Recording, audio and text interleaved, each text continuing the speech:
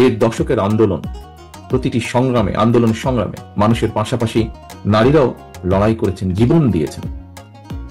শুধুমাত্র জুলাই গণ অভ্যুত্থানে কমপক্ষে 10 জন নারী শহীদ হয়েছেন। সংগ্রামী অবদানকে শুধুমাত্র হতাহতের সংখ্যা দিয়ে বিবেচনা করলে সেটি হবে নারীর আত্মত্যাগের প্রতি অবিচার। শহীদদের আত্মত্যাগের প্রতি সম্মান জানানোর জন্য আমরা ঐক্যবদ্ধ থাকি। বিসমিল্লাহির রহমানির রহিম। ফ্যাসিবাদ বিরোধী আন্দোলনে নারীদের অবদান শীর্ষক আজকের এই আলোচনা সভার সম্মানিত সভাপতি, উপস্থিত স্থায়ী কমিটির সম্মানিত সদস্যবৃন্দ, উপস্থিত গণ অভ্যুত্থানে শহীদ পরিবারের সদস্যবৃন্দ, নারী সমাজের সম্মানিত প্রতিনিধিগণ, সম্মানিত আলোচকবৃন্দ এবং অনুষ্ঠানে উপস্থিত সম্মানিত উপস্থিতিবৃন্দ, আসসালামু আলাইকুম। আমরা সকলে এতক্ষণ গণ অভ্যুত্থানে নারীদের ভূমিকা এবং আন্দোলন পরবর্তী চলমান রাজনৈতিক পরিস্থিতি নিয়ে অনেক ডিটেইল আলোচনা আমরা এখানে শুনলাম, আলোচকবৃন্দ আলোচনা করেছেন। যারা বিভিন্ন শ্রেণী পেশার নারী পুরুষ দেশ এবং জনগণের স্বার্থ রক্ষা করতে গিয়ে যারা শহীদ হয়েছেন, তাদের কাছে বাংলাদেশ আজ ঋণী। প্রিয় উপস্থিতিবৃন্দ, এবার তাদের প্রতি আমাদের ঋণ পরিশোধের পালা। এ ব্যাপারে কোন কোন বক্তা তার বক্তব্যে তুলে ধরেছেন যে ভবিষ্যতে বাংলাদেশটি কেমন হলে আমরা আমাদের এই শহীদদের ঋণ কিছুটা হলেও পরিশোধ করতে পারবো ইনশাল্লাহ। সম্মানিত উপস্থিতিবৃন্দ, 1971 সালের স্বাধীনতা যুদ্ধের অর্জন থেকে 2024 সালের স্বাধীনতা রক্ষার যুদ্ধ, বিভিন্ন সময়ে গণতন্ত্র প্রতিষ্ঠা কিংবা ফ্যাসিবাদ বিরোধী দেড় দশকের আন্দোলন, প্রতিটি সংগ্রামে, আন্দোলন সংগ্রামে মানুষের পাশাপাশি নারীরাও লড়াই করেছেন, জীবন দিয়েছেন। শুধুমাত্র জুলাই গণ অভ্যুত্থানে কমপক্ষে 10 জন নারী শহীদ হয়েছেন।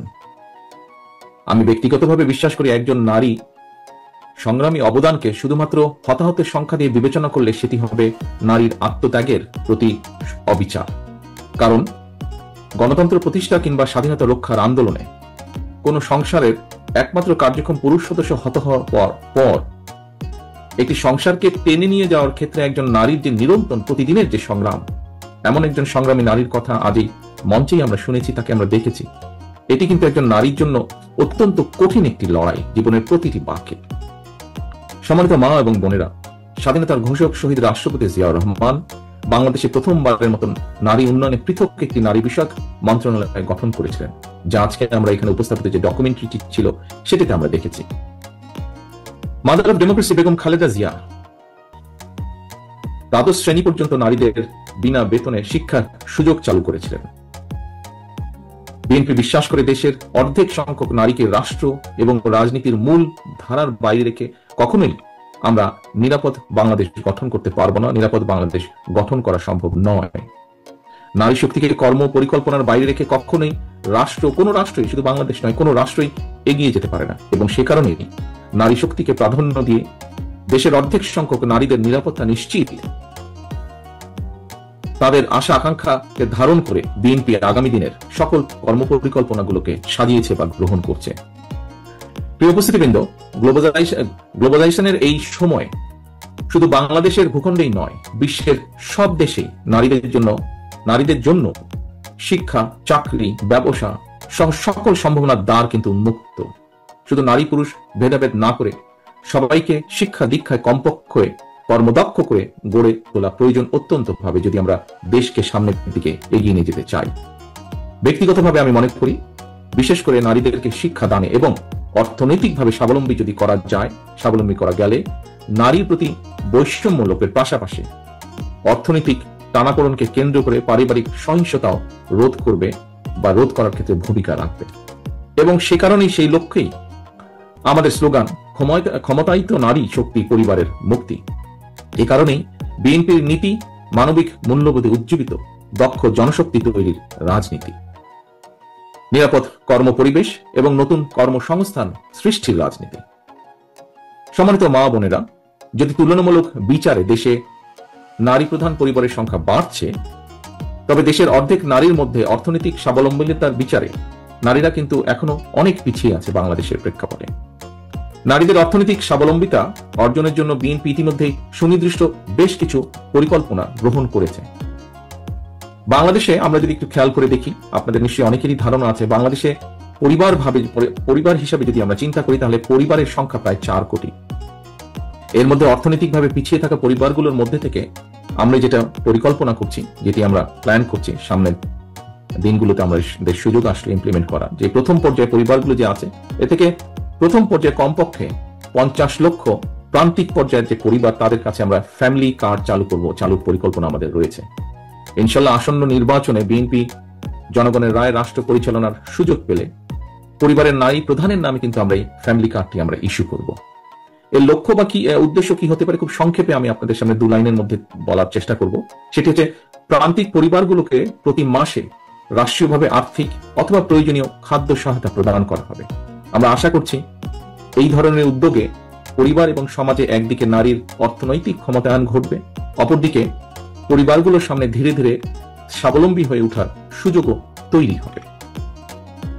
প্রিয় মা বোনেরা, বিগত 1.5 দশকেরও বেশি সময় ধরে ফ্যাসিবাদ বিরোধী আন্দোলনের সময় অনেক মা তার প্রিয় সন্তান হারিয়েছেন।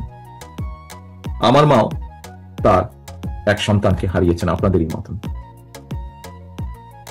বহু স্ত্রী তার প্রিয়তম স্বামীকে হারিয়েছেন, বোন তার ভাইকে হারিয়েছেন। অনেক মা বোন নির্যাতিত নিপীড়িত হয়েছেন। অনেক পরিবারের পারিবারিক বন্ধন ছিন্ন বিচ্ছিন্ন হয়ে গিয়েছে। হাজারো শহীদ আর স্বজন হারানোর অসংখ্য মা বোনের আর্তনাদে শেষ পর্যন্ত ফ্যাসিবাদ অবসানের পর আমাদের সবার সামনে শিশু, নারী, পুরুষ, ধর্ম, বর্ণ নির্বিশেষে একটি মানবিক বাংলাদেশ গঠনের সুযোগ সামনে এসেছে, যা আজ এই মঞ্চেও বিভিন্ন বক্তা তুলে ধরেছেন।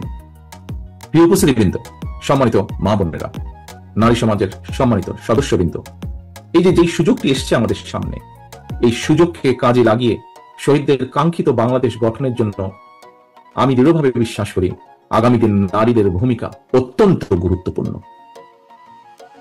আরেকটি দাবি এসেছে, সেই দাবির সাথে আমি একমত, যে কথাটি আমি আপনাদের সামনে তুলে ধরবো বলে নিজেই ঠিক করে রেখেছিলাম।